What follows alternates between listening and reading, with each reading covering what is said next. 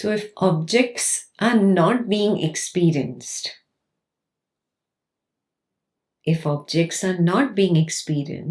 then what is it? What is being experienced? Let's see what the second verse says.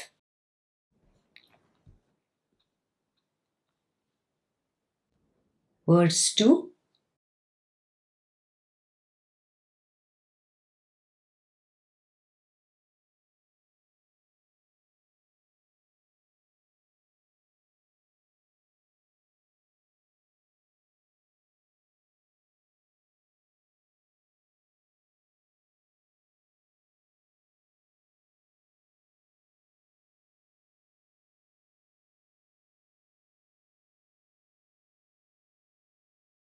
In this verse, the question is answered.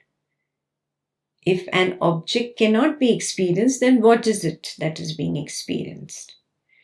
Yeah, just like in a dream, there simply is a knowledge of a world of people, situations, things. There is no real world there that can truly be experienced. On awakening from the dream, what do? Oh, I discard it. I discard the dream people, I discard the dream situations, I discard the dream altogether. Oh, it's unreal. But I cannot discard the existence of a dream. The contents of the dream may be dismissible, but that the dream occurred, this I will not be able to dismiss. Yeah, so you may easily accept that there is only knowledge in a dream. There are no objects there. Similarly, just like you so easily accepted that there is only knowledge in a dream, can you look at the waking that way? There is no object actually experienced in the waking. There is only knowledge of a waking object.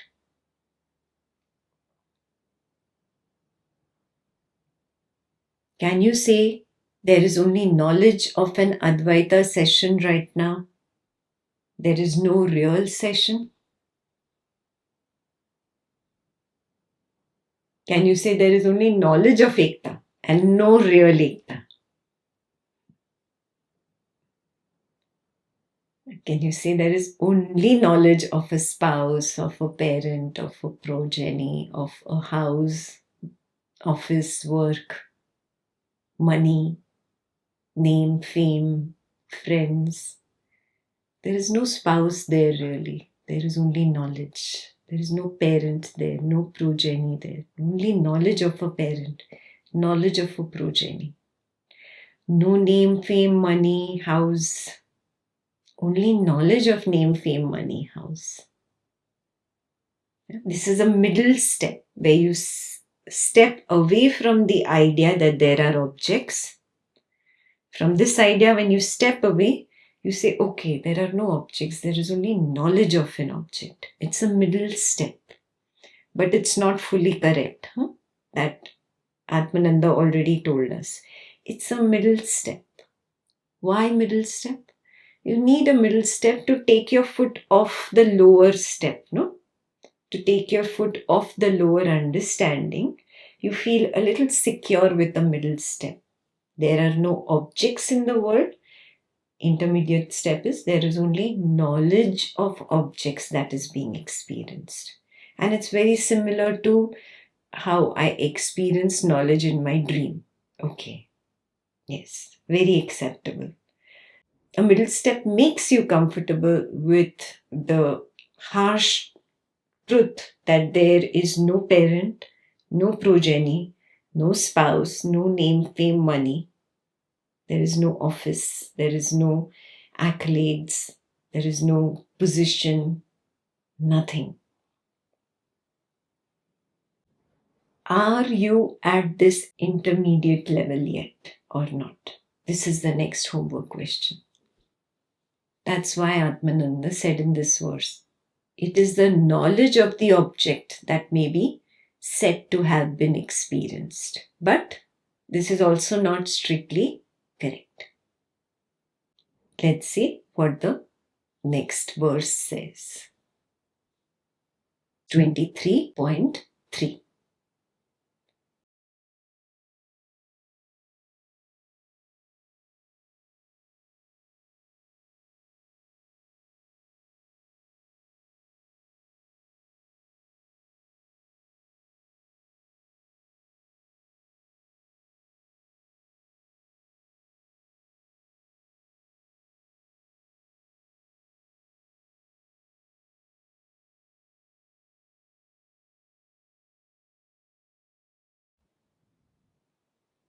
This is like a big blow.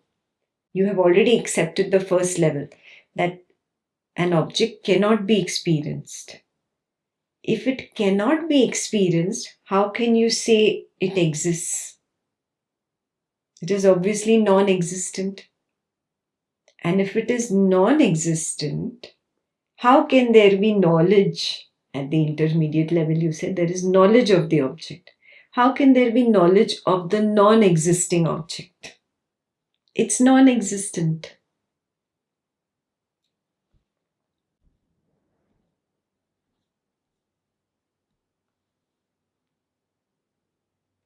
I'll give you an example. The moon illusion, when the moon rises at the horizon, it appears to be larger than when it is right up in the sky. Correct? A humongous large moon at the horizon is actually non-existent. Yet it is experienced like a humongous large moon by the waker's eyes. So, what do you experience really if a humongous large moon does not exist? Can the moon change its shape and size? No. But I still see the same moon that does not change its size. I see the same moon humongous at the horizon while it is rising, and up in the sky, the same moon is smaller. What am I experiencing? You say, okay, I just experienced the knowledge of a humongous moon. But how is that possible? How can you experience the knowledge of something that which does not exist?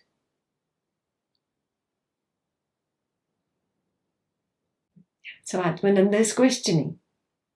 If a dream tiger is non-existent, how can there be knowledge of a non-existent tiger?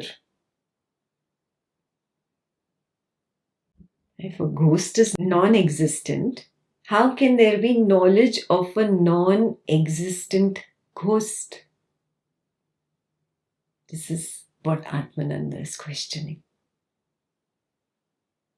You apply to yourself and see. If the waking world spouse, parent, progeny, name, fame, money, house, all this is non-existent, how can there even be knowledge of a non-existent spouse, non-existent parent, non-existent progeny, non-existent house, name, fame, etc.? You see, he completely breaks your intermediate step after you come there. That's why he says in this verse, if an object is not experienced, it must be held to be non-existent. How can there be knowledge of a non-existent thing?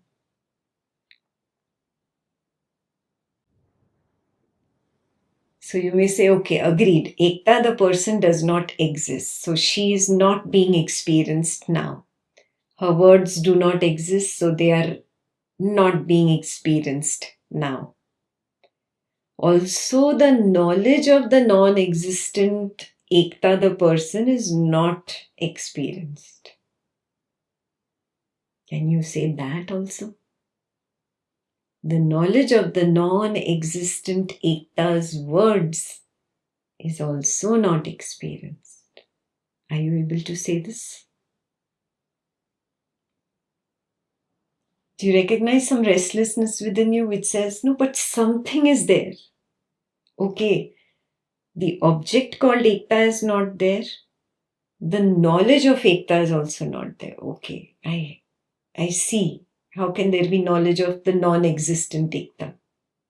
But something is there. That something cannot be totally denied. Correct? Let's see what the next verse says. It answers that question. That something, that which cannot be totally denied.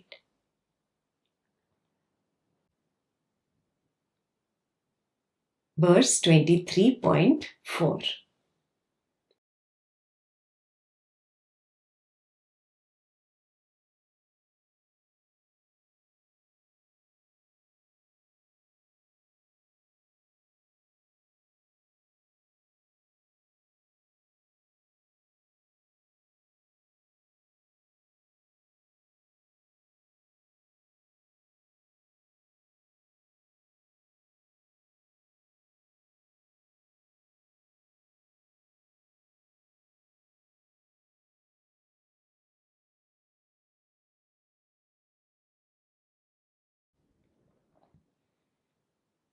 So what is he saying? It is all knowledge. Period. It is all knowledge. Experience itself proves that it is all knowledge. How? First, he brought the revelation, the beautiful revelation that the object is not being experienced. Then he brought out the second level of revelation, that object is not being experienced because there is no object. It's non-existent. Next, he brought out the revelation. You cannot even say there is the knowledge of the non-existent object. How can knowledge of something that does not exist be experienced? So finally, what are we left with? There is only knowledge, period. It is not knowledge of a non-existent person called Ekta. It is simply knowledge. It is not the knowledge of a non-existent object called the computer. No, it is simply knowledge, period. It is not knowledge of a non-existent Advaita session situation. It is simply knowledge. Jnaan matra. Jnaan matra. This is how experience proves that the entire objective world is only knowledge. Only knowledge. Jnaan matra. And that jnana itself is consciousness, is Atma. So hence what he said in the previous chapter, where Atma was disappointed and said, I created all this so that you would finally come to the Atma. That has been explained beautifully in this last chapter. How the entire experience brings you to the recognition that it is only jnana, knowledge, oneness of knowledge, just knowledge. There's no world of people, situations, and objects. It is only jnaan matra, knowledge. Question for you. Do you see it yet?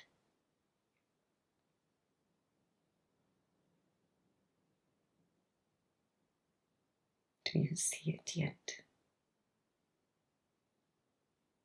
Go step by step. Huh? Don't be too strong on yourself. It's all a revelation from Swapna Nidra Jnana Sadhana. This last chapter will prove it to you whether you really see those 100 points from Swapna Nidra Jnana Sadhana book.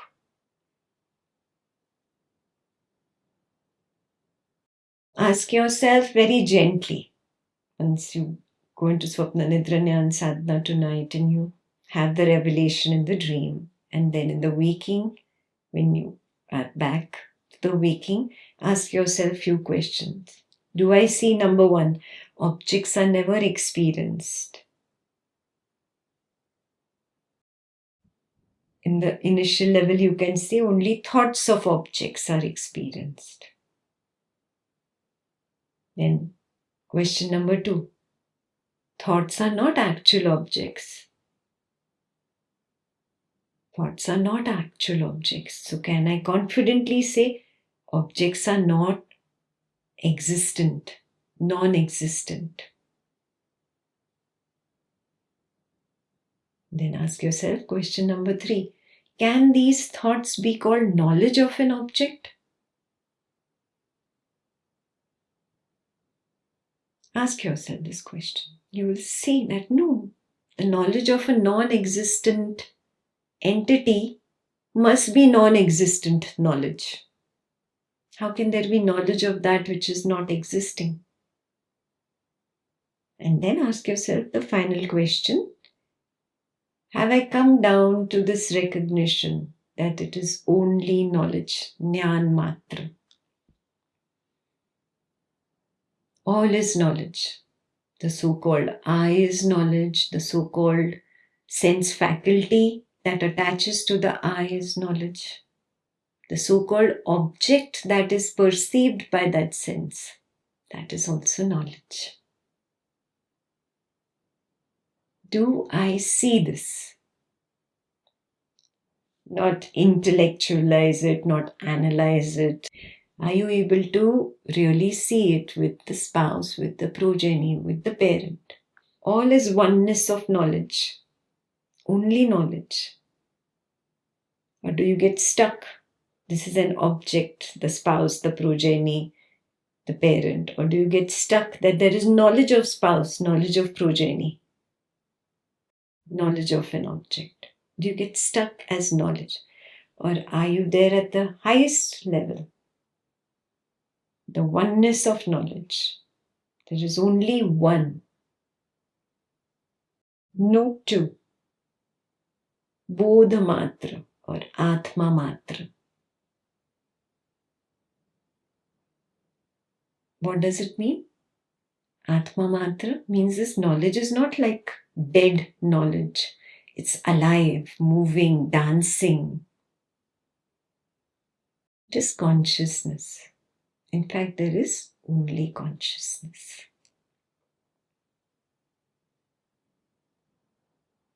Clear? This last verse is the most revolutionary verse. If you get this, Jagat Mithya journey is over right here in one stroke. That is what Atmananda is saying in this verse, because it is not even the knowledge of an object that is experience, but knowledge itself. Thus, experience proves that the entire objective world of knowledge is knowledge alone. The entire objective world is knowledge and knowledge alone. That is consciousness. That is Atma. Again and again question yourself, am I able to see it as Atma Matra? Okay. Then you can confidently claim, okay, my Atma Nirvriti journey has culminated. But if you don't see this last step, then Atmananda gave us one more scripture. To help us work on our Jagat Mithya illusions, he gave us Atma Darshan. That ends chapter 23 as well as the scripture Atma Nirvriti.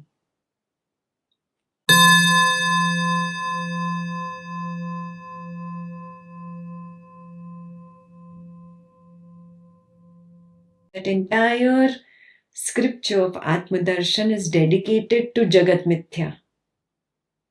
It's all about getting over the illusions of parent, progeny, spouse, name, fame, money. That's a big one for many people. And for some people, work related, office, my position, status, and the owner of a company. So there are individual illusions that have varying intensity of grasp on different people. That's where Atma Darshan will help you.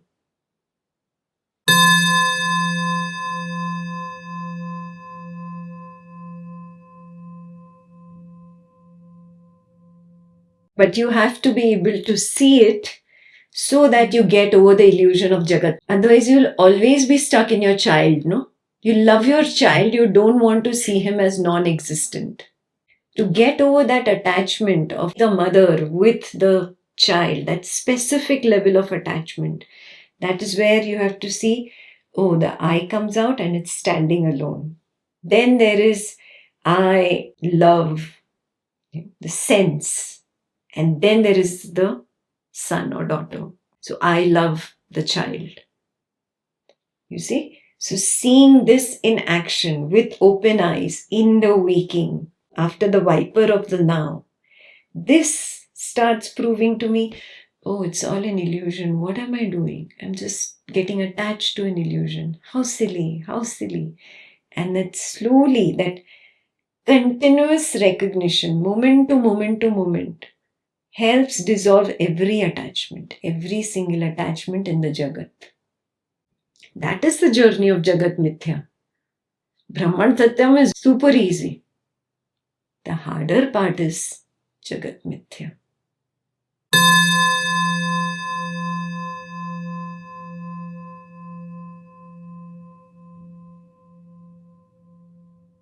This should be happening to you constantly.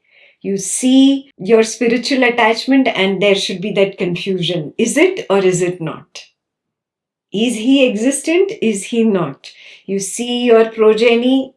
Is this there or is it not? You see your valuables, your money. There should be that confusion. Am I a millionaire or am I not? Or multi-millionaire or am I not? Am I or am I not? That confusion, that is where he's taking you. You have to get there. And then that's where the truth really shines. Beyond that field of I am and I am not. Beyond that.